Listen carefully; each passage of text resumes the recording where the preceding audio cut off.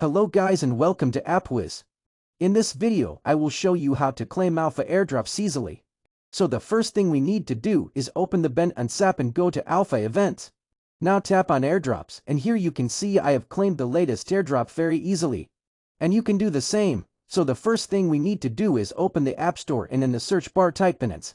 And then check if there's any update available and update it.